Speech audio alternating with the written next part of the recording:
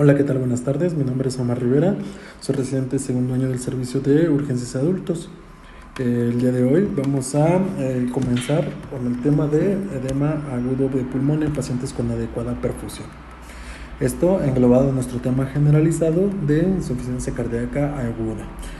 Para empezar con este tema, pues debemos de recordar que este subtema está englobado dentro de una clasificación o dentro de los aspectos clínicos a través de cómo recibimos a nuestro paciente en el servicio de urgencias.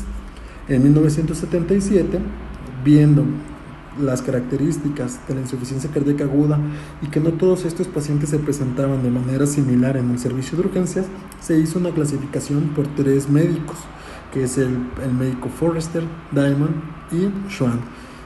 Que se llamó la clasificación, típicamente se le conoció como clasificación de Forrester para la insuficiencia cardíaca aguda. Esta clasificación se hizo en una primera instancia en pacientes que se encontraban en el área de terapia con un antecedente de un infarto agudo al miocardio, que presentaban datos o no de insuficiencia cardíaca.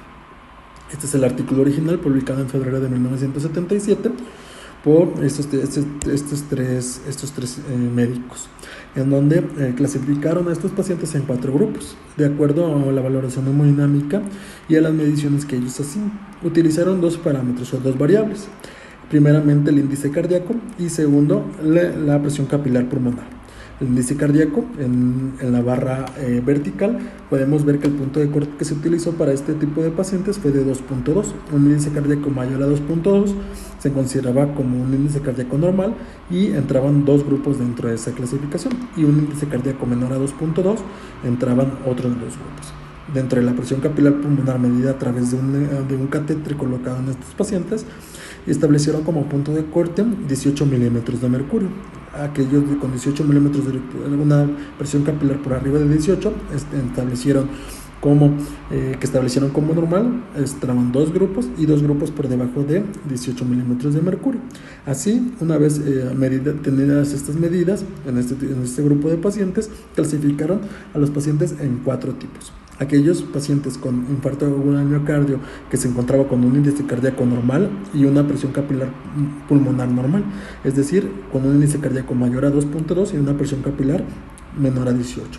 Es el grupo 1. El grupo 2 se encuentra arriba a la derecha. Son pacientes que se encontraban con datos de hipertensión capilar pulmonar con una presión capilar pulmonar mayor a 18 milímetros de mercurio, pero su índice cardíaco estaba dentro de parámetros normales, es decir, un índice cardíaco mayor a 2.2. El grupo 3 engloba a todos aquellos pacientes que se encontraban con una presión capilar pulmonar medida por catéter menor a 18, pero que su índice cardíaco estaba disminuido, menor a 2.2. Y el grupo 4, abajo a la derecha, eran pacientes que se encontraban tanto con elevación de la presión capilar pulmonar por arriba de 18 y un índice cardíaco bajo, es decir, por abajo de 2.2. Esto, posteriormente, no solamente se adaptó para pacientes con infarto agudo al miocardio que llegaban con datos de insuficiencia cardíaca aguda, sino que se adaptó para todos aquellos pacientes que tenían insuficiencia cardíaca aguda independientemente de su etiología.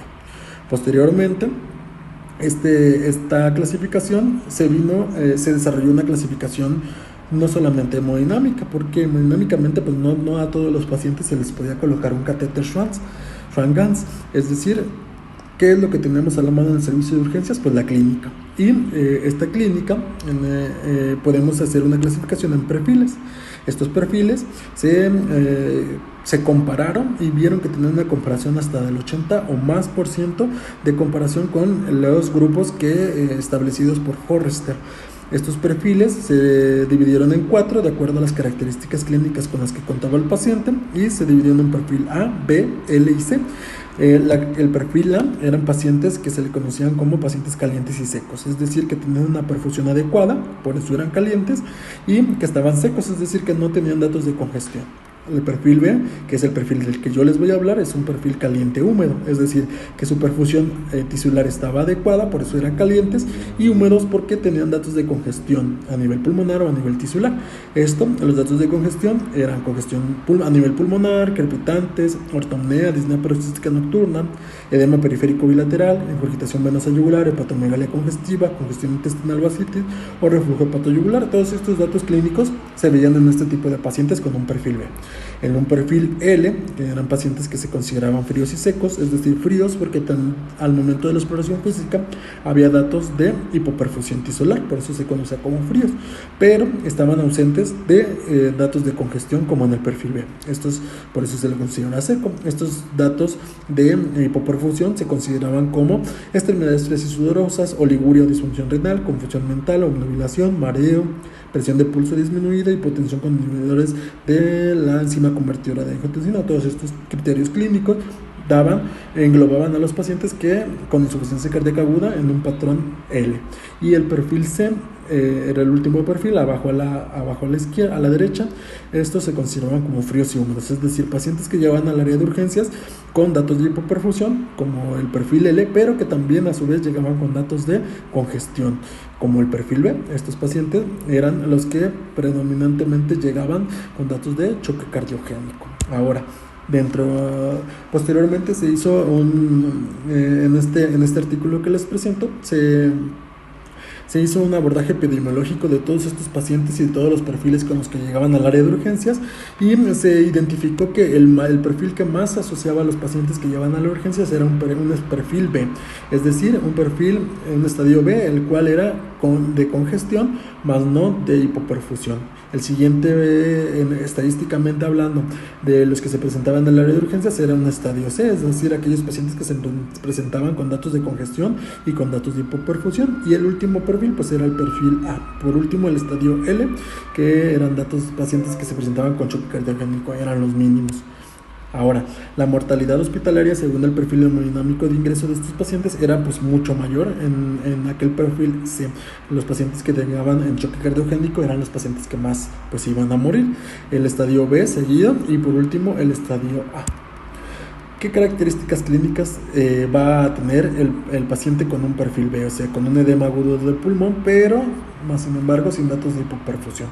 Primeramente, la exploración física, pues vamos a documentar que el paciente a su ingreso va a tener crepitantes, es decir, al momento de auscultarlo, los crepitantes van a ser de predominio bilateral, pueden ser diseminados o pueden ser basales, pero pueden ser de manera bilateral. Pues esto ya por las características fisiopatológicas que se comentaron antes. La siguiente característica va a ser la presencia de apnea o disnea paroxística nocturna. Al momento del interrogatorio, nosotros vamos a ver que este paciente, al momento de estarlo interrogando, nos dice que ya duerme con almohadas o que es despertado en la noche por una disnea de inicio súbito.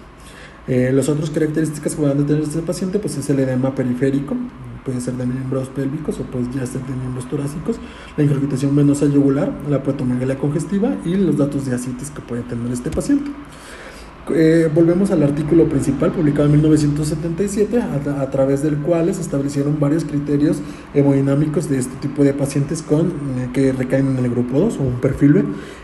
Si nosotros tuviéramos la oportunidad de poder medir las presiones capilares en este tipo de pacientes, se documentó que pues el punto de corte era de 18, más sin embargo este tipo de pacientes presentaban una presión